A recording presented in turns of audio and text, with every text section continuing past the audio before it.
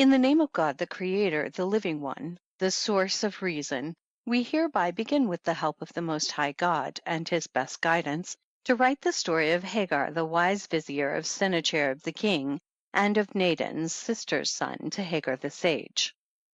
There was a vizier in the days of King Sennacherib, son of Sarhadum, king of Assyria and Nineveh, a wise man named Hegar, and he was vizier of the king Sennacherib. He had a fine fortune and much goods, and he was skillful, wise, a philosopher in knowledge, in opinion, and in government.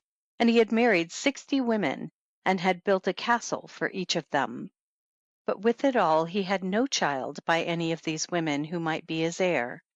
And he was very sad on account of this.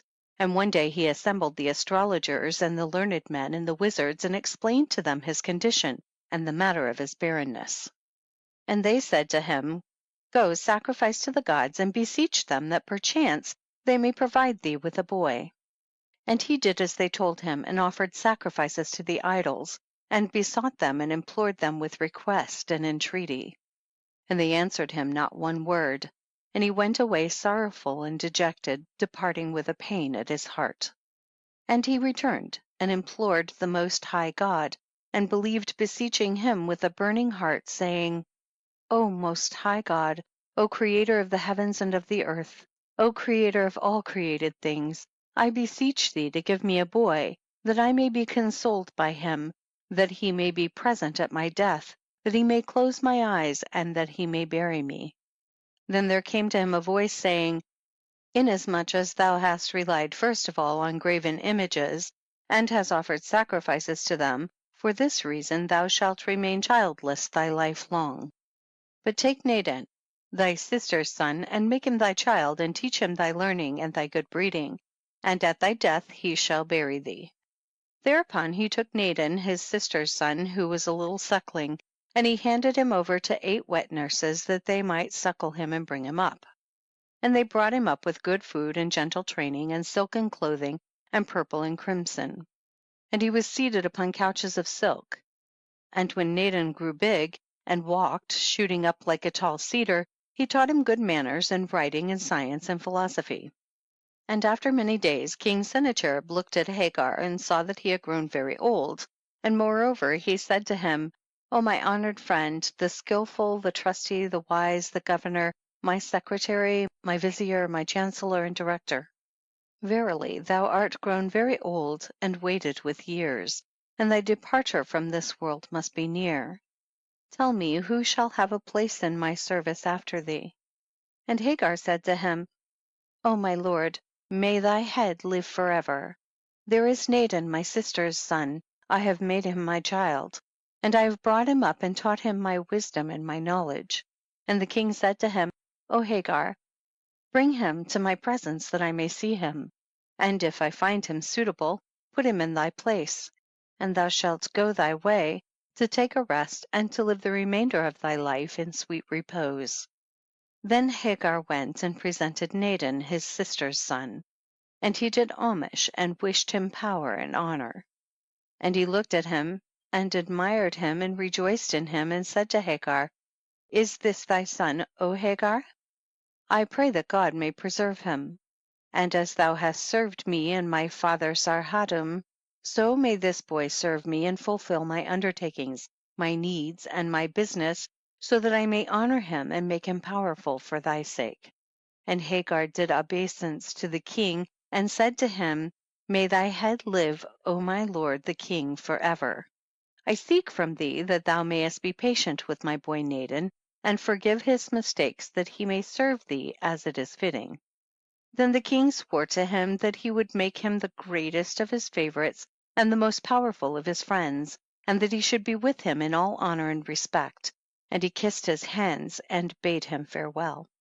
And he took Naden, his sister's son, with him, and seated him in a parlor, and set about teaching him night and day, till he had crammed him with wisdom and knowledge more than with bread and water. Thus he taught him, saying, O my son, hear my speech, and follow my advice, and remember what I say. O my son, if thou hearest a word, let it die in thy heart, and reveal it not to another, lest it become a live coal, and burn thy tongue, and cause a pain in thy body, and thou gain a reproach, and art shamed before God and man. O my son, if thou hast heard a report, spread it not, and if thou hast seen something, tell it not. O my son, make thy eloquence easy to the listener, and be not hasty to return an answer. O my son, when thou hast heard anything, hide it not. O my son, loose not a sealed knot, nor untie it, and seal not a loosened knot. O my son, covet not outward beauty, for it wanes and passes away, but an honorable remembrance lasts for an aye. O my son, let not a silly woman deceive thee with her speech, lest thou die the most miserable of deaths, and she entangle thee in the net till thou art ensnared. O my son, desire not a woman bedizened with dress, and with ointments, who is despicable and silly in her soul. Woe to thee if thou bestow on her anything that is thine, or commit to her what is in thine hand, and she entice thee into sin, and God be wroth with thee. O my son, be not like the almond tree, for it brings forth leaves before all the trees, and edible fruit after them all. But be like the mulberry tree, which brings forth edible fruit before all the trees, and leaves after them all. O my son, bend thy head low down, and soften thy voice, and be courteous, and walk in the straight path, and be not foolish. And raise not thy voice when thou laughest. For if it were by a loud voice that a house was built, the ass would build many houses every day. And if it were by dint of strength that the plow were driven, the plow would never be removed from under the shoulders of the camels. O my son, the removing of stones with a wise man is better than the drinking of wine with a sorry man. O my son, pour out thy wine on the tombs of the just, and drink not with ignorant, contemptible people. O my son, cleave to the wise men who fear God, and be like them, and go not near the ignorant, lest thou become like him and learn his ways. O my son, when thou hast got thee a comrade or a friend, try him, and afterwards make him a comrade and a friend. And do not praise him without a trial, and do not spoil thy speech with a man who lacks wisdom. O my son, while a shoe stays on thy foot, walk with it on the thorns, and make a road for thy son, and for thy household and thy children, and make thy ship taut before she goes on the sea and its waves, and sinks and cannot be saved. O my son, if the rich man eat a snake, they say, it is by his wisdom. And if a poor man eat it, the people say, from his hunger. O my son, be content with thy daily bread and thy goods, and covet not what is another's. O my son, be not neighbor to the fool, and eat not bread with him, and rejoice not in the calamities of thy neighbors. If thine enemy wrong thee, shew him kindness. O my son, a man who fears God, do thou fear him and honor him. O my son, the ignorant man falls and stumbles, and the wise man, even if he stumbles, he is not shaken, and even if he falls, he gets up quickly, and if he is sick, he can take care of his life. But as for the ignorant, stupid man, for his disease there is no drug. O my son, if a man approach thee who is inferior to thyself, go forward to meet him, and remain standing. And if he cannot recompense thee, his Lord will recompense thee for him. O my son, spare not to beat thy son, for the drubbing of thy son is like manure to the garden, and like tying the mouth of a purse, and like the tethering of beasts, and like the bolting of the door. O my son, restrain thy son from wickedness, and teach him manners before he rebels against thee and brings thee into contempt amongst the people, and thou hang thy head in the streets and the assemblies, and thou be punished for the evil of his wicked deeds. O my son, get thee a fat ox with a foreskin, and an ass great with its hoofs, and get not an ox with large horns, nor make friends with a tricky man, nor get a quarrelsome slave, nor a thievish handmaid, for everything which thou committest to them they will ruin. O my son, let not thy parents curse thee, and the Lord be pleased with them. For it hath been said, he who despiseth his father or his mother, let him die the death, I mean the death of sin. And he who honoreth his parents shall prolong his days and his life, and shall see all that is good. O my son, walk not on the road without weapons, for thou knowest not when the foe may meet thee, so that thou mayest be ready for him. O my son, be not like a bare, leafless tree that doth not grow, but be like a tree covered with its leaves and its boughs. For the man who has neither wife nor children, and is despised and hated in the world, is like a leafless and fruitless tree. O my son, be like a fruitful tree on the roadside, whose fruit is eaten by all who pass by, and the beasts of the desert rest under its shade and eat of its leaves. O my son, every sheep that wanders from its path and its companions becomes food for the wolf. O my son, say not, my Lord is a fool and I am wise, and relate not the speech of ignorance and folly, lest thou be despised by him. O my son, be not one of those servants to whom their lords say, Get away from us, but be one of those to whom they say, Approach and come near to us. O my son, caress not thy slave in the presence of his companion, for thou knowest not which of them shall be of most value to thee in the end. O my son, be not afraid of thy Lord who created thee, lest he be silent to thee. O my son, make thy speech fair, and sweeten thy tongue, and permit not thy companion to tread on thy foot, lest he tread at the last on thy breast.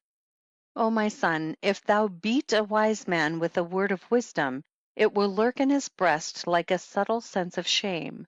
But if thou drub the ignorant with a stick, he will neither understand nor hear. O my son, if thou send a wise man for thy needs, do not give him many orders, for he will do thy business as thou desirest. And if thou send a fool, do not order him, but go thyself and do thy business, for if thou order him, he will not do what thou desirest. If they send thee on business, hasten to fulfill it quickly. O my son, make not an enemy of a man stronger than thyself, for he will take thy measure and his revenge on thee. O my son, make trial of thy son and of thy servant, before thou committest thy belongings to them, lest they make away with them. For he who hath a full hand is called wise, even if he be stupid and ignorant, and he who hath an empty hand is called poor, ignorant, even if he be the prince of sages. O my son, I have eaten a colocynth and swallowed myrrh, and I have found nothing more bitter than poverty and scarcity. O my son, teach thy son frugality and hunger, that he may do well in the management of his household. O my son, teach not to the ignorant the language of wise men, for it will be burdensome to him. O my son, display not thy condition to thy friend, lest thou be despised by him. O my son, the blindness of the heart is more grievous than the blindness of the eyes. For the blindness of the eye may be guided little by little, but the blindness of the heart is not guided, and it leaves the straight path and goes in a crooked way. O my son, the stumbling of a man with his foot is better than the stumbling of a man with his tongue. O my son, a friend who is near is better than a more excellent brother who is far away. O my son, beauty fades, but learning lasts, and the world wanes and becomes vain. But a good name neither becomes vain nor wanes. O my son, the man who hath no rest, his death were better than his life. And the sound of weeping is better than the sound of singing. For sorrow and weeping, if the fear of God be in them, are better than the sound of singing and rejoicing. O my child, the thigh of a frog in thy hand is better than a goose in the pot of thy neighbor. And a sheep near thee is better than an ox far away. And a sparrow in thy hand is better than 1,000 sparrows flying. And poverty which gathers is better than the scattering of much provision. And a pound of wool is better than a pound of wealth. I mean of gold and silver, for the gold and the silver are hidden and covered up in the earth, and are not seen. But the wool stays in the markets, and it is seen, and it is a beauty to him who wears it. O my son, a small fortune is better than a scattered fortune. O my son, a living dog is better than a dead poor man. O my son, a poor man who does right is better than a rich man who is dead in sins. O my son, keep a word in thy heart, and it shall be much to thee, and beware lest thou reveal the secret of thy friend. O my son, let not a word issue from thy mouth till thou hast taken counsel with thy heart. And stand not betwixt persons quarreling, because from a bad word there comes a quarrel, and from a quarrel there comes war, and from war there comes fighting, and thou wilt be forced to bear witness. But run from thence and rest thyself. O my son, withstand not a man stronger than thyself, but get thee a patient spirit, and endurance, and an upright conduct, for there is nothing more excellent than that. O my son, hate not thy first friend, for the second one may not last. O my son, visit the poor in his affliction, and speak of him in the Sultan's presence, and do thy diligence to save him from the mouth of the lion. O my son, rejoice not in the death of thine enemy, for after a little while thou shalt be his neighbor. And him who mocks thee do thou respect and honor, and be beforehand with him in greeting. O my son, if water would stand still in heaven, and a black crow become white, and myrrh grow sweet as honey, then ignorant men and fools might understand and become wise. O my son, if thou desire to be wise, restrain thy tongue from lying, and thy hand from stealing, and thine eyes from beholding evil, then thou wilt be called wise. O my son, let the wise man beat thee with a rod, but let not the fool anoint thee with sweet salve. Be humble in thy youth, and thou shalt be honored in thine old age. O my son, withstand not a man in the days of his power, nor a river in the days of its flood. O my son, be not hasty in the wedding of a wife, for if it turns out well, she will say, my lord, make provision for me, and if it turns out ill, she will rate it him who was the cause of it. O my son, whoever is elegant in his dress, he is the same in his speech, and he who has a mean appearance in his dress, he also is the same in his speech. O my son, if thou hast committed a theft, make it known to the Sultan, and give him a share of it, that thou mayest be delivered from him, for otherwise thou wilt endure bitterness. O my son, make a friend of the man whose hand is satisfied and filled, and make no friend of the man whose hand is closed and hungry. There are 4 things in which neither the king nor his army can be secure: oppression by the vizier, and bad government, and perversion of the will, and tyranny over the subject; and 4 things which cannot be hidden: the prudent, and the foolish, and the rich, and the poor. Thus spake Hegar, and when he had finished these injunctions and proverbs to Naden his sister's son, he imagined that he would keep them all, and he knew not that instead of that he was displaying to him weariness, and contempt, and mockery. Thereafter Hagar sat still in his house, and delivered over to Naden all his goods, and the slaves, and the handmaidens, and the horses, and the cattle, and everything else that he had possessed and gained. And the power of bidding and of forbidding remained in the hand of Naden. And Hagar sat at rest in his house, and every now and then Hagar went and paid his respects to the king and returned home. Now when Naden perceived that the power of bidding and of forbidding was in his own hand, he despised the position of Hagar and scoffed at him, and set about blaming him whenever he appeared, saying, my uncle Hagar is in his dotage, and he knows nothing now. And he began to beat the slaves and the handmaidens, and to sell the horses and the camels, and be spendthrift with all that his uncle Hagar had owned. And when Hagar saw that he had no compassion on his servants nor on his household, he arose and chased him from his house, and sent to inform the king that he had scattered his possessions and his provision. And the king arose and called Naden and said to him, whilst Hagar remains in health, no one shall rule over his goods, nor over his household, nor over his possessions. And the hand of Naden was lifted off from his uncle Hagar, and from all his goods, and in the meantime he went neither in nor out, nor did he greet him. Thereupon Hagar repented him of his toil with Naden his sister's son, and he continued to be very sorrowful. And Naden had a younger brother named Benuzardan. So Hagar took him to himself in place of Naden, and brought him up and honored him with the utmost honor. And he delivered over to him all that he possessed and made him governor of his house. Now when Naden perceived what had happened, he was seized with envy and jealousy, and he began to complain to everyone who questioned him, and to mock his uncle Hagar, saying, My uncle has chased me from his house, and has preferred my brother to me, but if the Most High God give me the power, I shall bring upon him the misfortune of being killed. And Naden continued to meditate as to the stumbling block he might contrive for him. And after a while Naden turned it over in his mind, and wrote a letter to Achish, son of Shah, the wise king of Persia, saying thus: Peace and health and might and honor from Sennacherib, king of Assyria and Nineveh, and from his vizier and his secretary Hegar unto thee, O great king. Let there be peace between thee and me. And when this letter reaches thee, if thou wilt arise and go quickly to the plain of Nisphrin, and to Assyria and Nineveh, I will deliver up the kingdom to thee without war and without battle array.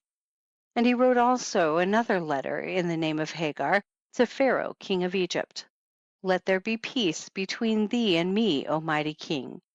If at the time of this letter reaching thee thou wilt arise and go to Assyria and Nineveh, to the plain of Nisrin, I will deliver up to thee the kingdom without war and without fighting.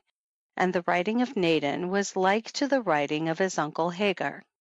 Then he folded the two letters and sealed them with the seal of his uncle Hagar. They were nevertheless in the king's palace. Then he went and wrote a letter likewise from the king to his uncle Hagar. Peace and health to my vizier, my secretary, my chancellor Hegar. O Hagar, when this letter reaches thee, assemble all the soldiers who are with thee, and let them be perfect in clothing and in numbers, and bring them to me on the 5th day in the plain of Nisrin. And when thou shalt see me there coming towards thee, haste, and make the army move against me as against an enemy, and fight with me. For I have with me the ambassadors of Pharaoh king of Egypt, that they may see the strength of our army, and may fear us, for they are our enemies, and they hate us. Then he sealed the letter and sent it to Hagar by one of the king's servants. And he took the other letter which he had written and spread it before the king, and read it to him and shewed him the seal. And when the king heard what was in the letter, he was perplexed with a great perplexity, and was wroth with a great and fierce wrath, and said, I have shewn my wisdom. What have I done to Hagar, that he has written these letters to my enemies? Is this my recompense from him for my benefits to him? And Naden said to him, Be not grieved, O king, nor be wroth, but let us go to the plain of Nisrin and see if the tale be true or not. Then Naden arose on the 5th day and took the king and the soldiers and the vizier, and they went to the desert to the plain of Nisrin. And the king looked, and lo, Hagar and the army were set in array. And when Hagar saw that the king was there, he approached and signaled to the army to move as in war, and to fight in array against the king, as it had been found in the letter, he not knowing what a pit Naden had digged for him. And when the king saw the act of Hagar, he was seized with anxiety and terror and perplexity, and was wroth with a great wrath. And Naden said to him, Hast thou seen, O my lord the king, what this wretch has done? But be not thou wroth, and be not grieved nor pained, but go to thy house and sit on thy throne, and I will bring Hagar to thee bound and chained with chains, and I will chase away thine enemy from thee without toil. And the king returned to his throne, being provoked about Hagar, and did nothing concerning him. And Naden went to Hagar and said to him, Voila, O my uncle, the king verily rejoiceth in thee with great joy, and thanks thee for having done what he commanded thee. And now he hath sent me to thee, that thou mayest dismiss the soldiers to their duties, and come thyself to him with thy hands bound behind thee, and thy feet chained, that the ambassadors of Pharaoh may see this, and that the king may be feared by them and by their king. Then answered Hagar and said, To hear is to obey. And he rose straightway, and bound his hands behind him, and chained his feet. And Naden took him and went with him to the king. And when Hagar entered the king's presence, he did obeisance before him on the ground, and wished for power and perpetual life to the king. Then said the king, O Hegar, my secretary, the governor of my affairs, my chancellor, the ruler of my state, tell me what evil have I done to thee that thou hast rewarded me by this ugly deed? Then they shewed him the letters in his writing and with his seal. And when Hegar saw this, his limbs trembled and his tongue was tied at once, and he was unable to speak a word from fear, but he hung his head towards the earth and was dumb. And when the king saw this, he felt certain that the thing was from him, and he straightway arose and commanded them to kill Hegar, and to strike his neck with the sword outside of the city. Then Naden screamed and said, O Hegar, O black face, what avails thee thy meditation, or thy power in the doing of this deed to the king? Thus says the storyteller. And the name of the swordsman was Ibn Samek. And the king said to him, O swordsman, arise, go cleave the neck of Hegar at the door of his house, and cast away his head from his body 100 cubits. Then Hegar knelt before the king and said, Let my lord the king live forever. And if thou desire to slay me, let thy wish be fulfilled, and I know that I am not guilty. But the wicked man has to give an account of his wickedness. Nevertheless, O my lord the king, I beg of thee of thy friendship, permit the swordsman to give my body to my slaves, that they may bury me, and let thy slave be thy sacrifice. The king arose and commanded the swordsman to do with him according to his desire, and he straightway commanded his servants to take Hegar and the swordsman, and to go with him naked that they may slay him. And when Hegar knew for certain that he was to be slain, he sent to his wife and said to her, Come out and meet me, and let there be with thee 1,000 young virgins, and dress them in gowns of purple and silk, that they may weep for me before my death. And prepare a table for the swordsman and for his servants, and mingle plenty of wine that they may drink. And she did all that he commanded her, and she was very wise, clever, and prudent, and she united all possible courtesy and learning. And when the army of the king and the swordsman arrived, they found the table set in order, and the wine and the luxurious viands, and they began eating and drinking till they were gorged and drunken. Then Hegar took the swordsman aside apart from the company, and said, O Abu Samek, dost thou not know that when Sarhadam the king, the father of Sennacherib, wanted to kill thee, I took thee and hid thee in a certain place till the king's anger subsided, and he asked for thee? And when I brought thee into his presence, he rejoiced in thee. And now remember the kindness I did thee. And I know that the king will repent him about me, and will be wroth with a great wrath about my execution, for I am not guilty. And it shall be, when thou shalt present me before him in his palace, thou shalt meet with great good fortune, and know that Naden my sister's son has deceived me, and has done this bad deed to me, and the king will repent of having slain me. And now I have a cellar in the side of my house, and no one knows of it. Hide me in it with the knowledge of my wife, and I have a slave in prison who deserves to be killed. Bring him out and dress him in my clothes, and command the servants when they are drunk to slay him. They will not know who it is they are killing. And cast away his head 100 cubits from his body, and give his body to my slaves that they may bury it. And thou shalt have laid up a great treasure with me. And then the swordsman did as Hegar had commanded him, and he went to the king and said to him, May thy head live forever. Then Hagar's wife let down to him in the hiding place all that sufficed for him, and no one knew of it but herself. And the story was reported and repeated and spread abroad in every place of how Hegar the sage had been slain and was dead, and all the people of that city mourned for him. And they wept and said, Alas for thee, O Hegar, and for thy learning and thy courtesy, how sad about thee and about thy knowledge. Where can another like thee be found? And where can there be a man so intelligent, so learned, so skilled in ruling as to resemble thee, that he may fill thy place?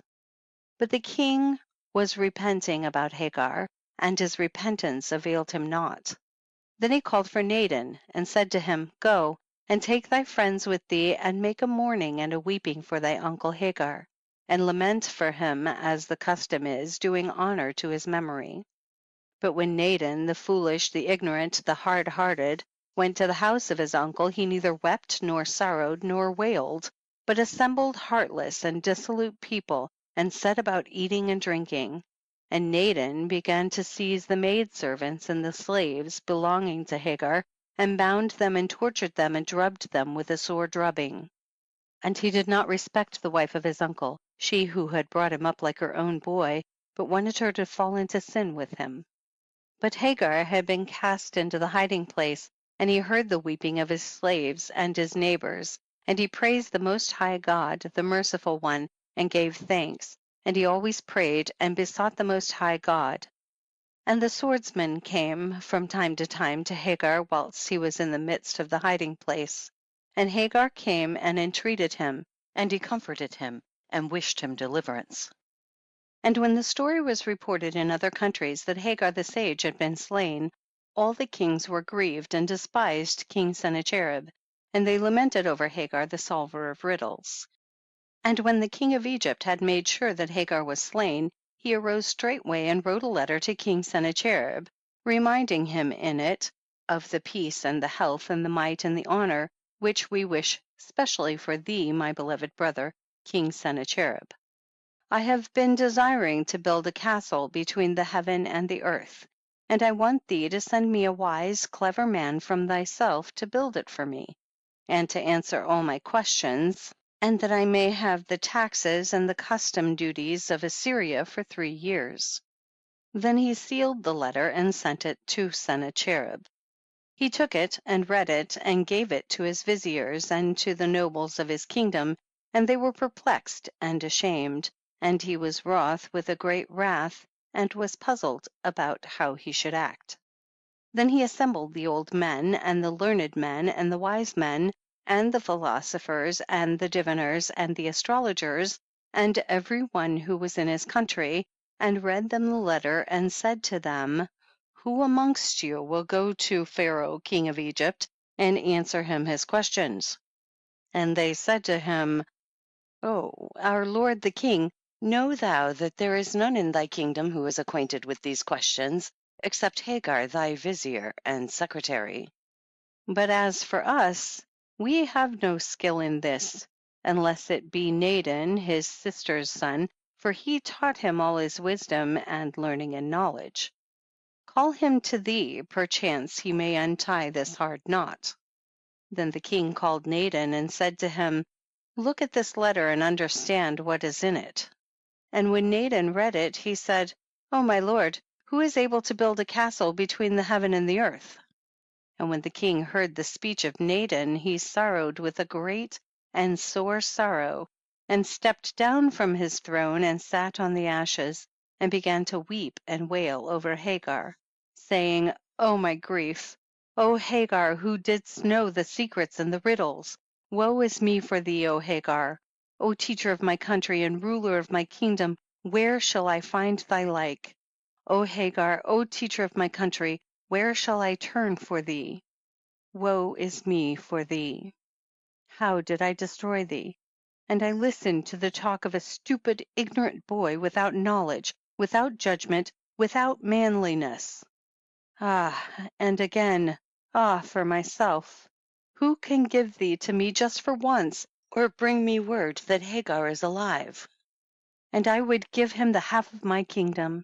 Whence is this to me? Hagar, that I might see thee just for once, that I might take my fill of gazing at thee and delighting in thee. Oh, my grief for thee to all time. O Hagar, how have I killed thee? And I tarried not in thy case till I had seen the end of the matter. And the king went on weeping night and day. Now when the swordsman saw the wrath of the king and his sorrow for Hagar, his heart was softened towards him, and he approached into his presence and said to him, O my lord, command thy servants to cut off my head. Then said the king to him, Woe to thee, Abu Samik! What is thy fault? And the swordsman said unto him, O my master, every slave who acts contrary to the word of his master is killed. and I have acted contrary to thy command. Then the king said unto him, Woe unto thee, O Abu Samik! In what hast thou acted contrary to my command? And the swordsman said unto him, O my lord, thou didst command me to kill Hagar, and I knew that thou wouldst repent thee concerning him, and that he had been wronged, and I hid him in a certain place. And I killed one of his slaves, and he is now safe in the cistern. And if thou command me, I will bring him to thee. And the king said unto him, Woe to thee, O Abu Samik! Thou hast mocked me, and I am thy lord.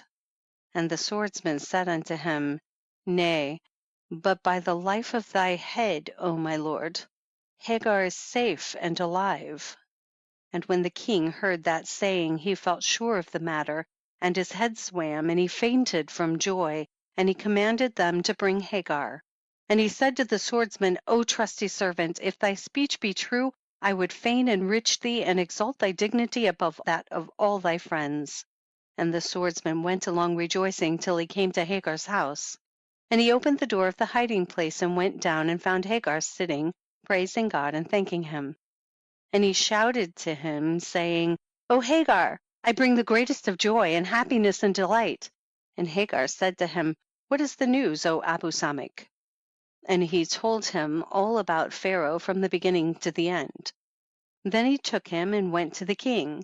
And when the king looked at him and saw him in a state of want, and that his hair had grown long like the wild beasts, and his nails like the claws of an eagle, and that his body was dirty with dust, and the color of his face had changed and faded, and was now like ashes. And when the king saw him, he sorrowed over him, and rose at once, and embraced him, and kissed him, and wept over him, and said, Praise be to God, who hath brought thee back to me. Then he consoled him and comforted him, and he stripped off his robe, and put it on the swordsman, and was very gracious to him, and gave him great wealth, and made Hagar rest. Then said Hagar to the king, Let my lord the king live forever. These be the deeds of the children of the world. I have reared me a palm tree that I might lean on it, and it bent sideways and threw me down. But, O my lord, since I have appeared before thee, let not care oppress thee. And the king said to him, Blessed be God, who shewed thee mercy, and knew that thou wast wronged, and saved thee and delivered thee from being slain. But go to the warm bath, and shave thy head, and cut thy nails, and change thy clothes, and amuse thyself for the space of 40 days, that thou mayest do good to thyself, and improve thy condition, and the color of thy face may come back to thee.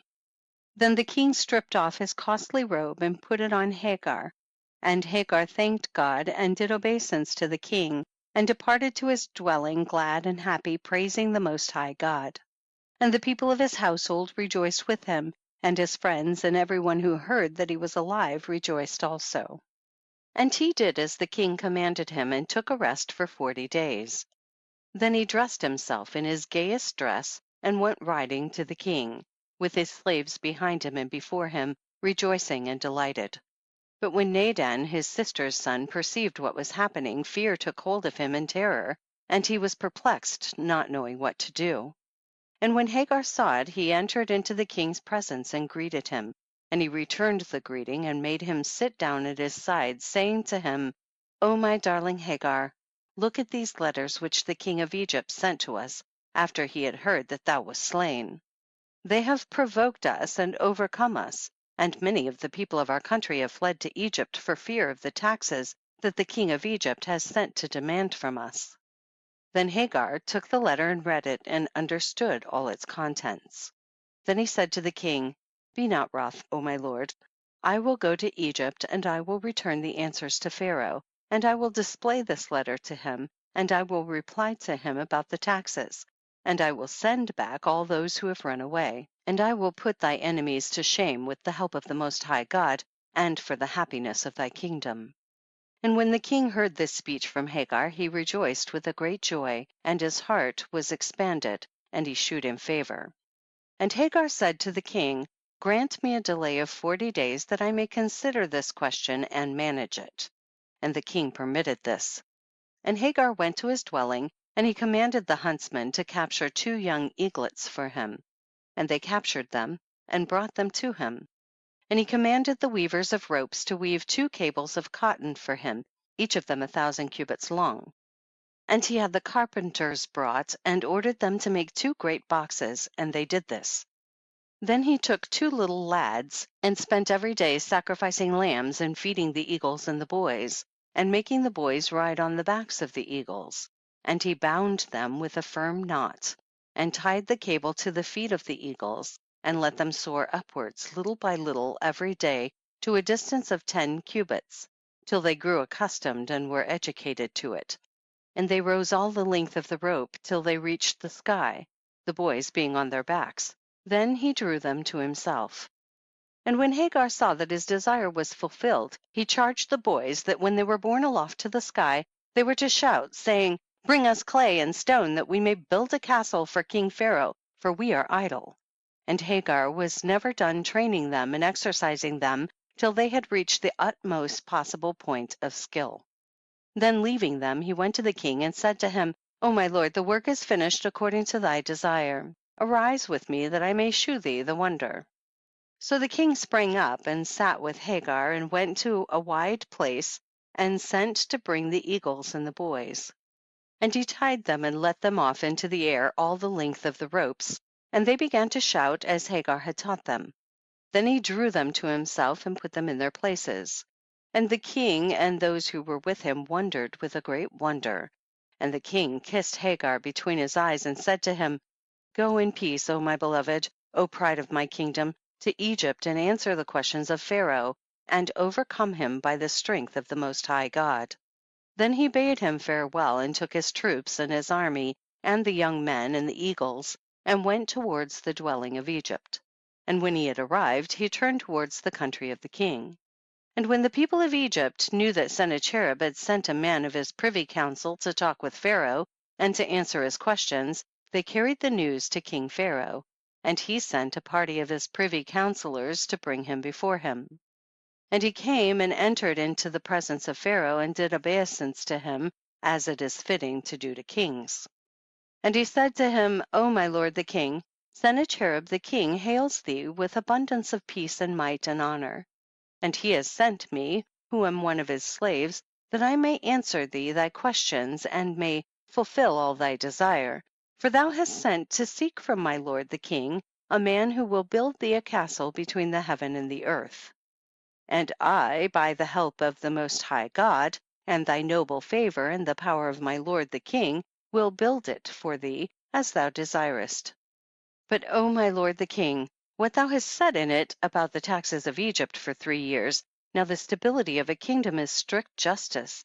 And if thou winnest, and my hand hath no skill in replying to thee, then my lord the king will send thee the taxes which thou hast mentioned. And if I shall have answered thee in thy questions, it shall remain for thee to send whatever thou hast mentioned to my lord the king." And when Pharaoh heard that speech, he wondered and was perplexed by the freedom of his tongue and the pleasantness of his speech. And King Pharaoh said to him, "O man, what is thy name?"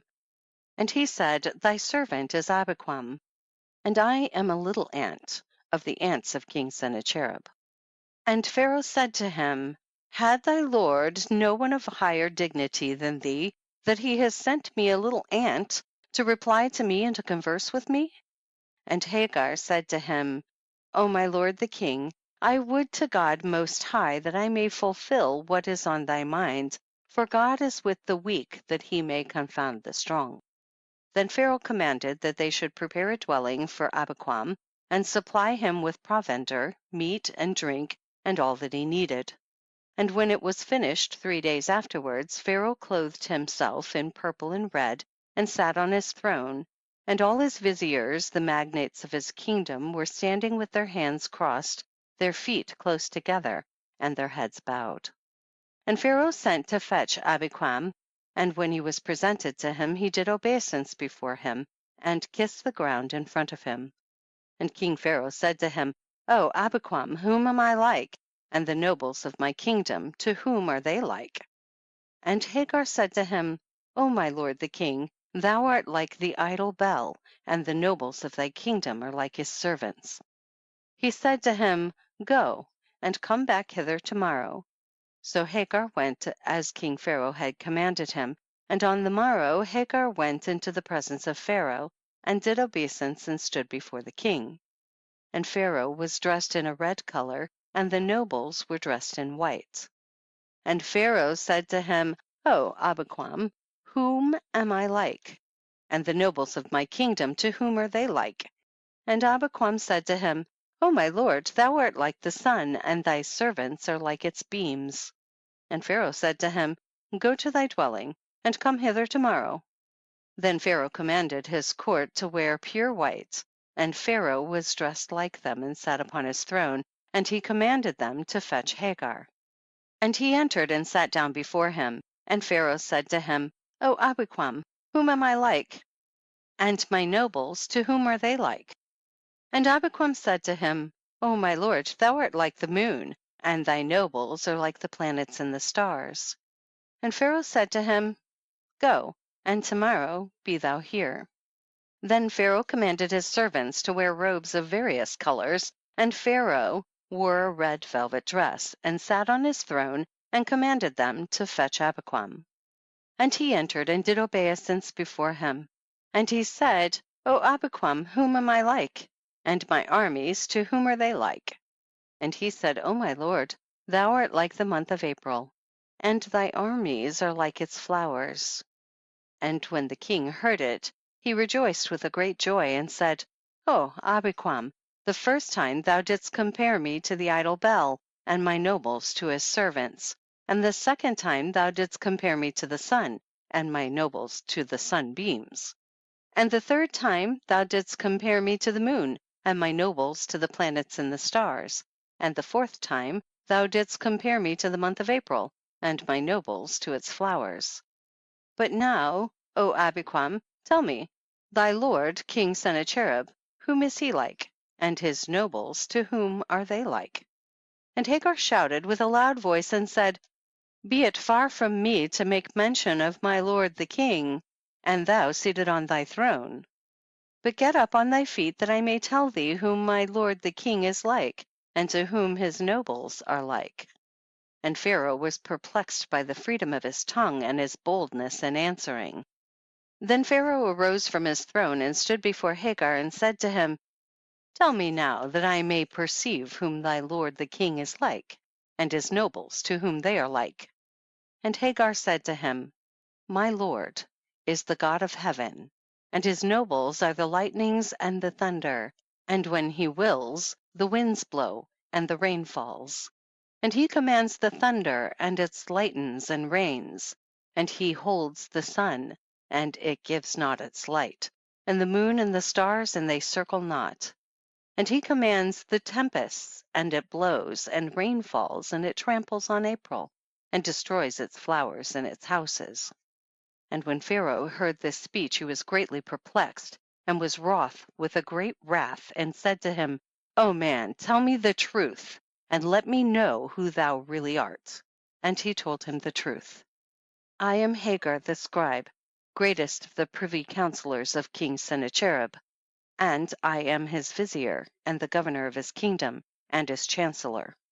And he said to him, Thou hast told the truth in this saying, but we have heard of Hagar, that the king Sennacherib has slain him, yet thou dost seem to be alive and well. And Hagar said to him, Yes, so it was, but praise be to God, who knoweth what is hidden. For my lord the king commanded me to be killed, and he believed the word of profligate men, but the Lord delivered me. And blessed is he who trusteth in him. And Pharaoh said to Hagar, Go, and tomorrow be thou here, and tell me a word that I have never heard from my nobles, nor from the people of my kingdom and my country. And Hagar went to his dwelling, and wrote a letter, saying in it on this wise: From Sennacherib king of Assyria and Nineveh to Pharaoh king of Egypt. Peace be to thee, O my brother, and what we make known to thee by this is that a brother has need of his brother, and kings of each other.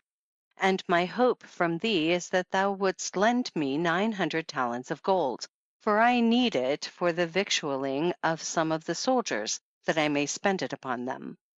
And after a little while I will send it to thee. Then he folded the letter and presented it on the morrow to Pharaoh. And when he saw it, he was perplexed and said to him, "Verily, I have never heard anything like this language from anyone." Then Hagar said to him, "Truly, this is a debt which thou owest to my lord the king." And Pharaoh accepted this, saying, "O Hagar, it is the like of thee who are honest in the service of kings. Blessed be God, who hath made thee perfect in wisdom, and hath adorned thee with philosophy and knowledge. And now, O Hagar, there remains what we desire from thee, that thou shouldest build us a castle between heaven and earth." Then said Hagar, "To hear is to obey. I will build thee a castle according to thy wish and choice. But, O my lord, prepare us lime and stone and clay and workmen, and I have skilled builders who will build for thee as thou desirest." And the king prepared all that for him, and they went to a wide place. And Hagar and his servants came to it, and he took the eagles and the young men with him. And the king and all his nobles went, and the whole city assembled, that they might see what Hagar would do. Then Hagar let the eagles out of the boxes, and tied the young men on their backs, and tied the ropes to the eagles' feet, and let them go in the air. And they soared upwards till they remained between heaven and earth. And the boys began to shout, saying, "Bring bricks, bring clay, that we may build the king's castle, for we are standing idle." And the crowd were astonished and perplexed, and they wondered. And the king and his nobles wondered. And Hagar and his servants began to beat the workmen, and they shouted for the king's troops, saying to them, "Bring to the skilled workmen what they want, and do not hinder them from their work." And the king said to him, "Thou art mad. Who can bring anything up to that height?" And Hagar said to him, "O my lord, how shall we build a castle in the air? And if my lord the king were here, he would have built several castles in a single day." And Pharaoh said to him, "Go, O Hagar, to thy dwelling and rest, for we have given up building the castle, and tomorrow come to me." Then Hagar went to his dwelling, and on the morrow he appeared before Pharaoh. And Pharaoh said, "O Hagar, what news is there of the horse of thy lord? For when he neighs in the country of Assyria and Nineveh, and our mares hear his voice, they cast their young." And when Hagar heard this speech, he went and took a cat, and bound her, and began to flog her with a violent flogging, till the Egyptians heard it. And they went and told the king about it. And Pharaoh sent to fetch Hagar, and said to him, "O Hagar, wherefore dost thou flog thus, and beat that dumb beast?" And Hagar said to him, "O my lord the king, verily she has done an ugly deed to me, and has deserved this drubbing and flogging. For my lord King Sennacherib had given me a fine cock, and he had a strong true voice, and knew the hours of the day and the night. And the cat got up this very night, and cut off its head, and went away. And because of this deed I have treated her to this drubbing." And Pharaoh said to him, "O Hagar, I see from all this that thou art growing old, and art in thy dotage. For between Egypt and Nineveh there are 68 parasangs. And how did she go this very night, and cut off the head of thy cock, and come back?" And Hagar said to him, "O my lord, if there were such a distance between Egypt and Nineveh, how could thy mares hear when my lord the king's horse neighs, and cast their young? And how could the voice of the horse reach to Egypt?" And when Pharaoh heard that, he knew that Hagar had answered his questions. And Pharaoh said, "O Hagar, I want thee to make me ropes of the sea sand." And Hagar said to him, "O my lord the king, order them to bring me a rope out of the treasury, that I may make one like it." Then Hagar went to the back of the house, and bored holes in the rough shore of the sea, and took a handful of sand in his hand, sea sand. And when the sun rose and penetrated into the holes, he spread the sand into the sun till it became as if woven like ropes. And Hagar said, "Command thy servants to take these ropes, and whenever thou desirest it, I will weave thee some like them." And Pharaoh said, "O Hagar, we have a millstone here, and it has been broken, and I want thee to sew it up." Then Hagar looked at it and found another stone, and he said to Pharaoh, "O my lord, I am a foreigner and I have no tool for sewing. But I want thee to command thy faithful shoemaker to cut awls from this stone, that I may sew that millstone." Then Pharaoh and all his nobles laughed, and he said, "Blessed be the Most High God who gave thee this wit and knowledge." And when Pharaoh saw that Hagar had overcome him and returned him his answers, he at once became excited and commanded them to collect for him 3 years' taxes and to bring them to Hagar. And he stripped off his robes and put them upon Hagar and his soldiers and his servants, and gave him the expenses of his journey. And he said to him, "Go in peace, O strength of thy Lord and pride of his doctors. Have any of the sultans thy like? Give my greetings to thy Lord King Sennacherib, and say to him how we have sent him gifts, for kings are content with little." Then Hagar arose and kissed King Pharaoh's hands, and kissed the ground in front of him, and wished him strength and continuance, and abundance in his treasury, and said to him, "O my lord, I desire from thee that not one of our countrymen may remain in Egypt." And Pharaoh arose and sent heralds to proclaim in the streets of Egypt that not one of the people of Assyria or Nineveh should remain in the land of Egypt, but that they should go with Hagar. Then Hagar went and took leave of King Pharaoh, and journeyed seeking the land of Assyria and Nineveh. And he had some treasures and a great deal of wealth. And when the news reached King Sennacherib that Hagar was coming, he went out to meet him and rejoiced over him exceedingly with great joy, and embraced him and kissed him, and said to him, "Welcome home, O kinsman, my brother Hagar, the strength of my kingdom and pride of my realm. Ask what thou wouldst have from me, even if thou desirest the half of my kingdom and of my possessions." Then Hagar said unto him, "O my lord the king, live forever. Shew favor, O my lord the king, to Abu Samik in my stead, for my life was in the hands of God and in his." Then said Sennacherib the king, "Honor be to thee, O my beloved Hagar. I will make the station of Abu Samik the swordsman higher than all my privy counselors and my favorites." Then the king began to ask him how he had got on with Pharaoh, from his first arrival until he had come away from his presence, and how he had answered all his questions, and how he had received the taxes from him, and the changes of raiment and the presents. And Sennacherib the king rejoiced with a great joy, and said to Hagar, "Take what thou wouldst fain have of this tribute, for it is all within the grasp of thy hand." And Hagar said, "Let the king live forever. I desire naught but the safety of my lord the king, and the continuance of his greatness. O my lord, what can I do with wealth and its like? But if thou wilt shew me favor, give me Naden, my sister's son, that I may recompense him for what he has done to me, and grant me his blood, and hold me guiltless of it." And Sennacherib the king said, "Take him, I have given him to thee."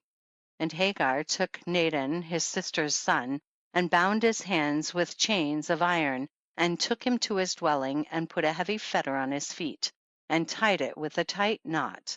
And after binding him thus, he cast him into a dark room beside the retiring place, and appointed Nebuhal as sentinel over him, and commanded him to give him a loaf of bread and a little water every day. And whenever Hagar went in or out, he scolded Naden his sister's son, saying to him wisely, "O Naden, my boy, I have done to thee all that is good and kind, and thou hast rewarded me for it with what is ugly and bad, and with killing.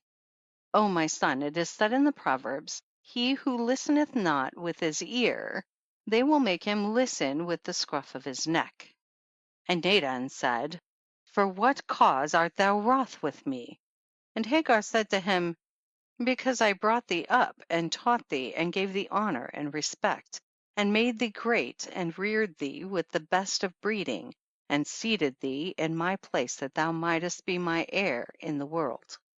And thou didst treat me with killing, and didst repay me with my ruin. But the Lord knew that I was wronged, and he saved me from the snare which thou hadst set for me. For the Lord healeth the broken hearts, and hindereth the envious and the haughty. O my boy, Thou hast been to me like the scorpion which when it strikes on brass pierces it.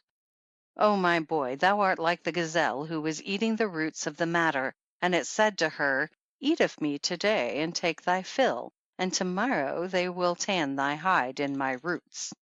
O my boy, thou hast been to me like a man who saw his comrade naked in the chilly time of winter, and he took cold water and poured it upon him. O my boy, thou hast been to me like a man who took a stone and threw it up to heaven to stone his Lord with it. And the stone did not hit and did not reach high enough, but it became the cause of guilt and sin. O my boy, if thou hadst honored me and respected me and hadst listened to my words, thou wouldst have been my heir, and wouldst have reigned over my dominions.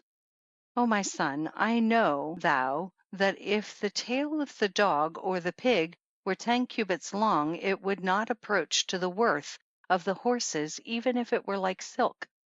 O my boy, I thought that thou wouldst have been my heir at my death, and thou through thy envy and thy insolence didst desire to kill me. But the Lord delivered me from thy cunning. O my boy, thou hast been to me as a lion who made friends with an ass.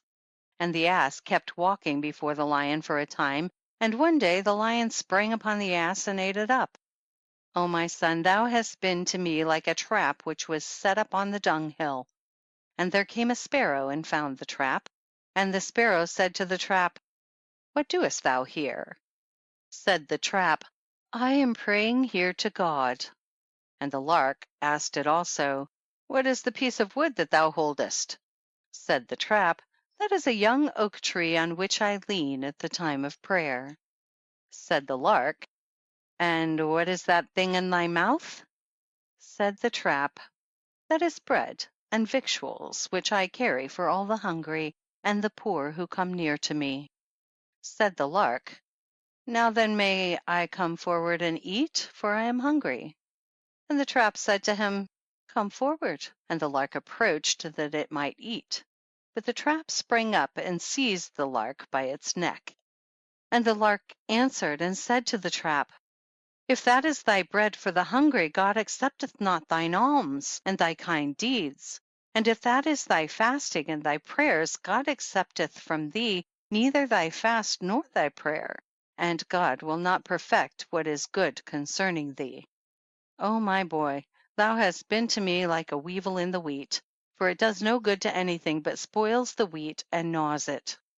O my boy, thou hast been like a man who sowed 10 measures of wheat, and when it was harvest time, he arose and reaped it, and garnered it, and threshed it, and toiled over it to the very utmost. And it turned out to be 10 measures. And its master said to it, O thou lazy thing, thou hast not grown, and thou hast not shrunk. O my boy, thou hast been to me like the partridge that had been thrown into the net, and she could not save herself, but she called out to the partridges that she might cast them with herself into the net. O my son, thou hast been to me like the dog that was cold, and it went into the potter's house to get warm, and when it had got warm, it began to bark at them, and they chased it out and beat it that it might not bite them. O my son, thou hast been to me like the pig who went into the hot bath with people of quality, and when it came out of the hot bath it saw a filthy hole, and it went down and wallowed in it. O my son, thou hast been to me like the goat which joined its comrades on their way to the sacrifice, and it was unable to save itself. O my boy, the dog which is not fed by its master becomes food for flies. O my son, the hand which does not labor and plow, and which is greedy and cunning, shall be cut away from its shoulder. O my son, the eye in which light is not seen, the ravens shall pick at it and pluck it out. O my boy, thou hast been to me like a tree whose branches they were cutting, and it said to them, If something of me were not in your hands, verily you would be unable to cut me. O my boy, thou art like the cat to whom they said, Leave off thieving till we make for thee a chain of gold, and feed thee with sugar and almonds. And she said, I am not forgetful of the craft of my father and mother. O my son, thou hast been like the weary man riding on a thorn bush when he was in the midst of a river. And a wolf saw them and said, Mischief upon mischief, and let him who is more mischievous than they direct both of them. And the weary man said to the wolf, The lambs and the goats and the sheep which thou hast eaten all thy life, wilt thou return them to their fathers and to their parents, or no? Said the wolf, No. And the weary man said to him, I think that after myself thou art the worst of us. O my boy, I fed thee with good food, and thou didst not feed me with dry bread. O my boy, I gave thee sugared water to drink and good syrup, and thou didst not give me water from the well to drink. O my boy, I taught thee and brought thee up, and thou didst dig a hiding place for me, and didst conceal me. O my boy, I brought thee up with the best upbringing, and trained thee like a tall cedar, and thou hast twisted and bent me. O my boy, it was my hope concerning thee that thou wouldst build me a fortified castle, that I might be concealed from my enemies in it, and thou didst become to me like one burying in the depth of the earth. But the Lord took pity on me and delivered me from thy cunning. O my boy, I wished thee well, and thou didst reward me with evil and hatefulness, and now I would fain tear out thine eyes, and make thee food for dogs, and cut out thy tongue, and take off thy head with the edge of the sword, and recompense thee for thine abominable deeds. And when Naden heard this speech from his uncle Hegar, he said, O my uncle, deal with me according to thy knowledge, and forgive me my sins, for who is there who hath sinned like me? Or who is there who forgives like thee? Accept me, O my uncle. Now I will serve in thy house, and groom thy horses, and sweep up the dung of thy cattle, and feed thy sheep, for I am the wicked, and thou art the righteous, I the guilty, and thou the generous. And Hagar said to him, O my boy, thou art like the tree which was fruitless beside the water, and its master was fain to cut it down, and it said to him, Remove me to another place, and if I do not bear fruit, cut me down. And its master said to it, Thou being beside the water hast not borne fruit, how shalt thou bear fruit when thou art in another place? O my boy, the old age of the eagle is better than the youth of the crow. O my boy, they said to the wolf, Keep away from the sheep, lest their dust should harm thee. And the wolf said, The dregs of the sheep's milk are good for my eyes. O my boy, they made the wolf go to school that he might learn to read, and they said to him, Say A, B. He said, Lamb and goat in my belly. O my boy, they set the ass down at the table, and he fell and began to roll himself in the dust. And one said, Let him roll himself, for it is his nature, he will not change. O my boy, the saying has been confirmed which runs, If thou begettest a boy, call him thy son, and if thou rearest a boy, call him thy slave. O my boy, he who doeth good shall meet with good, and he who doeth evil shall meet with evil, for the Lord requiteth a man according to the measure of his work. O my boy, what shall I say more to thee than these sayings? For the Lord knoweth what is hidden, and is acquainted with the mysteries and the secrets. And he will requite thee, and will judge betwixt thee and me, and will recompense thee according to thy desert. And when Naden heard that speech from his uncle Hagar, he swelled up immediately, and became like a blown out bladder.